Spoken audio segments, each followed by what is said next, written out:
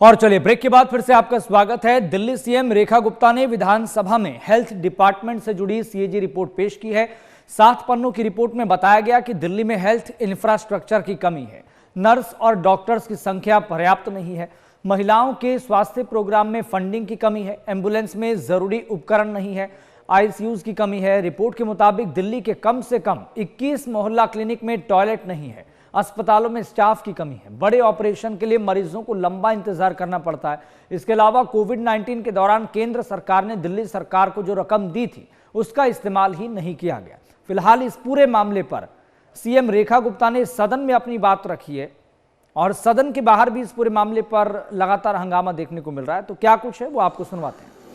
लोकतंत्र के इस मंदिर को प्रणाम करते हुए आदरणीय अध्यक्ष जी, सबसे पहले तो मैं अपने इस दिल्ली के 70 के 70 विधायक जो अपने क्षेत्र से जनता का दिल जीत करके इस सदन में पहुंचे हैं, उन्हें दिल की गहराई से बहुत बहुत बधाई देती हूं,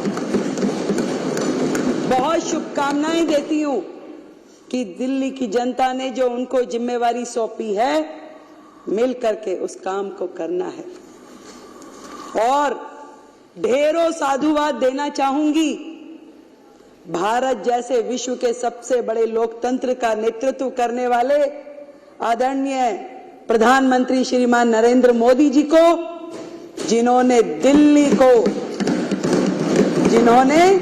दिल्ली को एक ऐसे कुप्रशासन से, ऐसी आपदा से मुक्त कराया जिसके कारण से दिल्ली वासी 10 साल से अधिक समय से जो दर्द झेल रहे थे, जो तकलीफ पा रहे थे, आदरणीय प्रधानमंत्री मोदी जी के नेतृत्व में उस आपदा से दिल्ली मुक्त हो पाई। प्रचंड जीत भारतीय जनता पार्टी को मिली। दिल्ली ने भर भर के आशीर्वाद दिया और मैं भी आज इस सदन में दिल्ली की जनता को इस सदन के माध्यम से यह बताना चाहती हूं कि जो संकल्प पत्र में वायदे दिल्ली की जनता के साथ किए गए हैं, जब तक वो पूरे नहीं होंगे, मैं और मेरी पूरी टीम चैन की सांस नहीं लेंगे। दृढ़ संकल्प है, पूरी समर्पण के साथ, एक निष्ठा के साथ, उत्साह के साथ दिल्ली में काम करना है। वो लोग जो पहले इस सदन का उपयोग केवल और केवल माननीय उपराज्यपाल जी को, माननीय प्रधानमंत्री जी को आपत्तिजनक, अपमानजनक, अभद्र शब्दों का इस्तेमाल करते हुए इस सदन का उपयोग करते थे, आज इस सदन का उपयोग दिल्ली की जनता की भलाई के लिए, योजनाएं बनाने के लिए, उनके क्रियान्वयन के लिए और दिल्ली को विकसित दिल्ली बनाने के लिए इसका उपयोग होने वाला है। माननीय अध्यक्ष जी, आज आपके माध्यम से मैं ये कहना चाहती हूँ,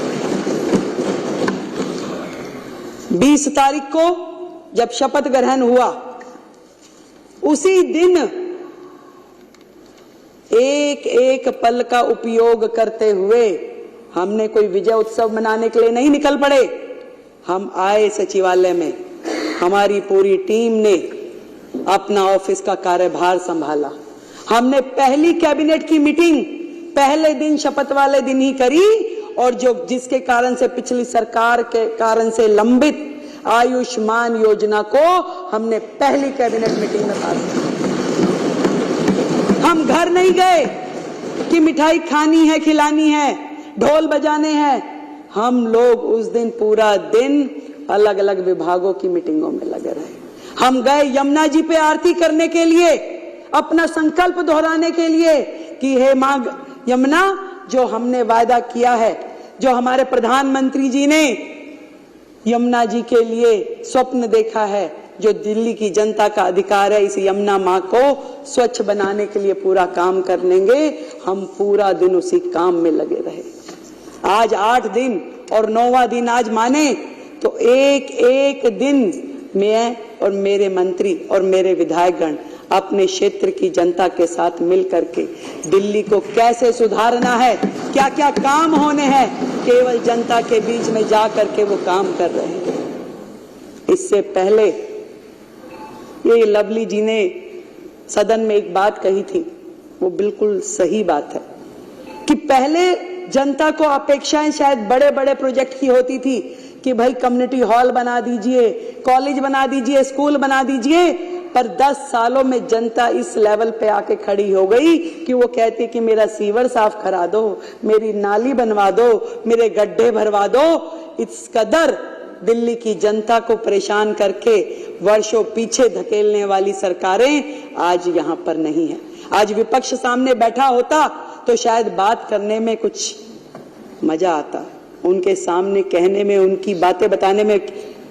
दूसरे ही दिन जब शपथ ग्रहण था तो आतिशी जी मेरे कमरे पे आ गई सब विधायकों को लेकर के, और मैंने तो देखा वो तो पहले दिन से ही इसी कार्य में लग गई थी कि क्या किया जाए, कैसे पब्लिसिटी पाई जाए, कैसे मीडिया में आया जाए। बैनर बना लिए गए कि 2,500 रुपए कब दोगे।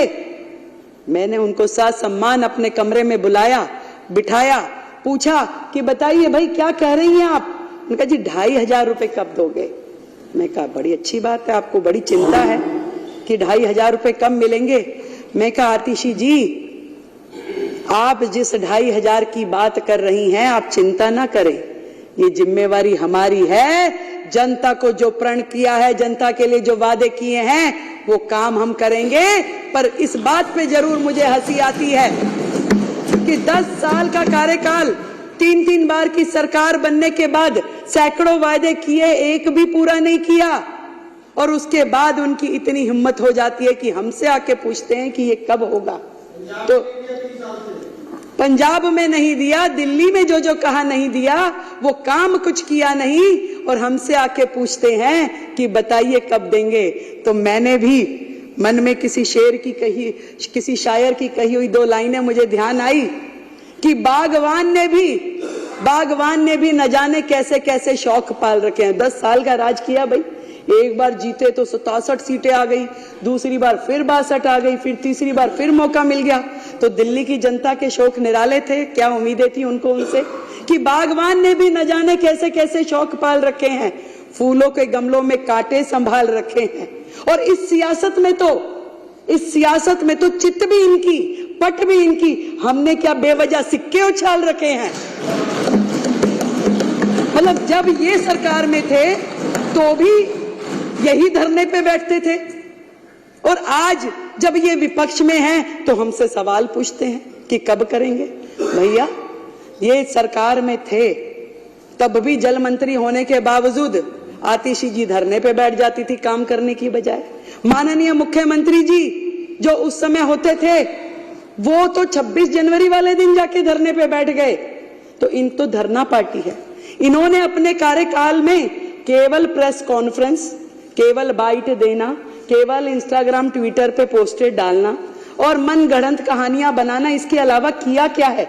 इनके विचार, इनकी सोच जिस कदर स्पीड में चलती है उसको तो कोई फॉलो नहीं कर सकता भाई। वो तो यमुना जी में जहर डाल देंगे, इस जन्म में तो जिता नहीं सकते, हरा नहीं सकते, ऐसी ऐसी बात करने वाले, घमंड से भरे हुए, अहंकार से भरे हुए।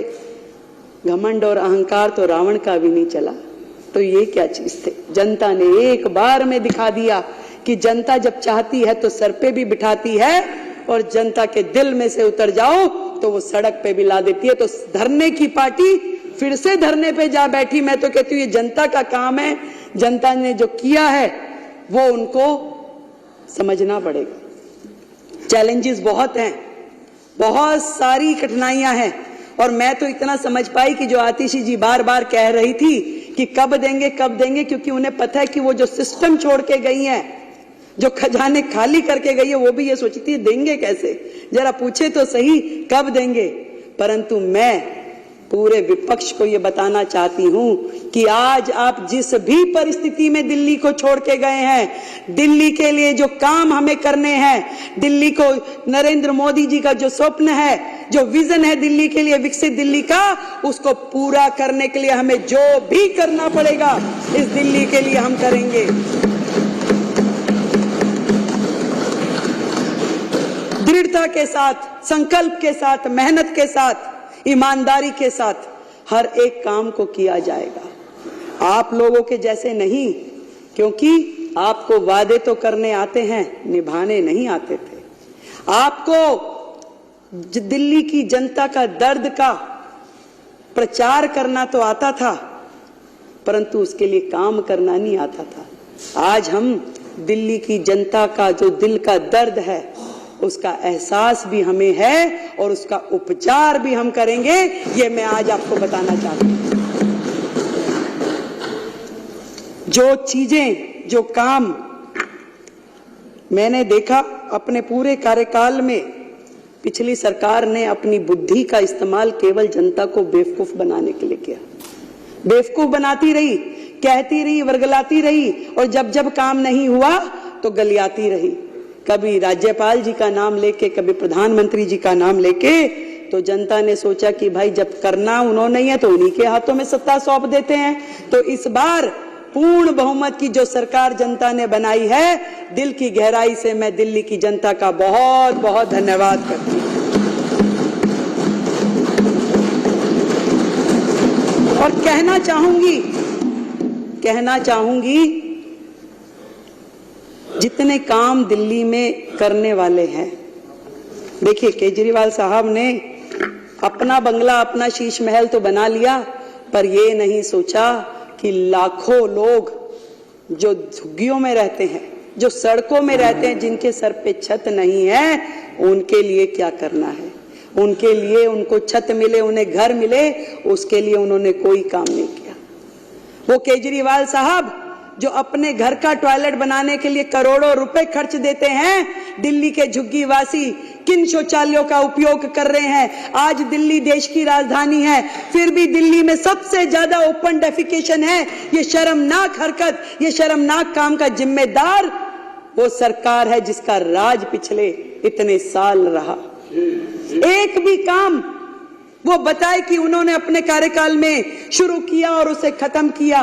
बची कुची रोटियां, बचे कुचे टुकड़े जो शीला दीक्षित जी के समय के थे, उन्होंने केवल उसी का प्रचार प्रसार किया कि हमने ये कर दिया, हमने वो कर दिया। झूठा फ्रॉड शिक्षा का मॉडल, जिसमें बेचारे बच्चे फेल होते रहे, ड्रॉप आउट होते रहे, परंतु उनका भविष्य अधर में लटका रहा और ये अपना प्रोपोगेंडा करते रहे, हमारा शिक्षा का मॉडल। दिल्ली की जनता से पूछो जाके कौन सा शिक्षा मॉडल की बात कर रहे हैं। अभी आशीष भाई ने बताया कि कितने ज्यादा ये लोग केवल अपना सर्वस्व, मैं। केजरीवाल जी ने दिल्ली की जनता के बने हुए उन मकानों में उनको जाने नहीं दिया, उन झुग्गी वासियों को, क्योंकि वो मुख्यमंत्री आवास योजना के नाम से घोषित नहीं हुए। पैसा सरकार देगी, केंद्र की सरकार, नाम तुम्हारा देंगे भाई। ऐसा कहां होता है? तुम लगाते, तुम करते, तुम उसमें अपना नाम लिखते। तुमने तो छोटी छोटी चीजों पे, यानी कि इस सदन में व्हाइट वॉश हुई, उसका भी पत्थर माननीय मुख्यमंत्री जी ने यहां लगा करके छोड़ा हुआ है। तुम तो नाम के इतने भूखे हो। तुमने दिल्ली की जनता को आयुष्मान योजना से महरूम रखा क्योंकि तुम्हारा नाम उसमें नहीं था, उसमें प्रधानमंत्री आयुष्मान योजना था, इसलिए दिल्ली की जनता को तुमने वो मिलने नहीं दिया। पूरे देश की जनता को आयुष्मान का लाभ मिला, पर दिल्ली की जनता उससे महरूम रही, सिर्फ और सिर्फ तुम्हारे अहम के कारण। आज दिल्ली की जनता बाट जो रही है कि कैसे दिल्ली आगे बढ़ेगी, दिल्ली में वो काम होंगे। मैंने बहुत सारे अधिकारियों से मेरी बात हुई, मतलब वो सरकार जो अपने ही अधिकारों को मारती पीटती थी, गाली गलौज करती थी, कैसे काम होते उस सरकार में? अपने ही चीफ सेक्रेटरी को घर में बंद करके पीटना, ये तो माननीय मुख्यमंत्री जी ही कर सकते थे। ऐसे लोग जो इस राज्य से कर वसूल करके दूसरे राज्यों में चुनाव में जाके खर्च करते थे। केवल और केवल एजेंडा था कलेक्शन हो जाए और उसके बाद खर्च कहां करना है वो कोई नहीं जानता था। मुझे जब मैंने ये सीएजी का रिपोर्ट प्रस्तुत किया तो रिपोर्टर्स ने पूछा कि 14 की 14 रिपोर्टें एक बार में क्यों नहीं प्रस्तुत करती हैं मुख्यमंत्री जी। मैंने कहा भाई एक कितनी भारी है, एक बार में करूंगी तो हमारे विधायकगण अपने घर रिपोर्ट लेके भी नहीं जा पाएंगे। इतनी भारी भारी रिपोर्टें, एक रिपोर्ट जिसका वजन पता नहीं, हो सकता है ये 3-4 किलो तो लग ही रहा है मुझे। तो इतने पेपर पढ़ना, उनको समझना, तो एक एक करके निकाल रहे हैं तो उनकी सांसें ऊपर नीचे हो रही है और उनकी इतनी हिम्मत नहीं है कि वो सदन में आके सामने बैठ सकें, उसे सुन सकें। उन्हें बहाना चाहिए था, तस्वीर नहीं लगी। मैं उनसे पूछना चाहती हूं, जो सरकार का एडमिनिस्ट्रेटिव हेड है, जो देश की राष्ट्रपति, क्या उनकी फोटो नहीं लगनी चाहिए? आज जिनके माननीय हमारे शहीद भगत सिंह, हमारे बाबा साहब, हम सबके पुरोधा हैं। हमने उनको सम्मानजनक, हमारे दिल में सम्मान है। जितना काम इस दिशा में कि बाबा साहब के सम्मान में देश भर में होना चाहिए, वो नरेंद्र मोदी सरकार ने किया है। आज तक किसी सरकार ने, ना किसी नेता ने इस सम्मान को उन्हें दिया जितना सम्मान मोदी सरकार ने बाबा साहब के चरणों में अर्पित किया है। वो लोग बातें करते हैं, फोटो नहीं लगाई, केवल मात्र बहाना कि मुझे तो लड़के जाना है, किस तरीके से मुझे यहां से बाहर निकले, क्योंकि वो सुन नहीं सकते थे जो बातें इस रिपोर्ट में लिखी हुई है, जो बातें एक एक विधायक यहां बोलेगा, उनकी हिम्मत नहीं थी वो सुनने की, इसलिए वो दौड़ गए कि भाग जाओ भैया, जो मर्जी बोले यहां पे, हम तो बचें। उनको काम क्या है?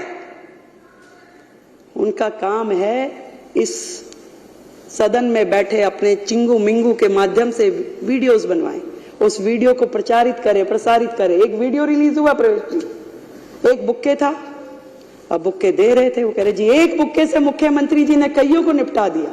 भाई मैं तो बनियों की लड़की हूं, मैं तो फजूल खर्ची कर नहीं सकती। इस दिल्ली में जनता का एक एक रुपया जो कि राजस्व के रूप में हमें मिलता है, एक भी रुपए का दुरुपयोग मैं होने नहीं दूंगी। आज इस सदन के माध्यम से मैं कहती हूं, भाई एक बुक्के इस्तेमाल कर लिया तो क्या गलती कर दी भाई? पैसा बचाया है, खराब तो नहीं किया।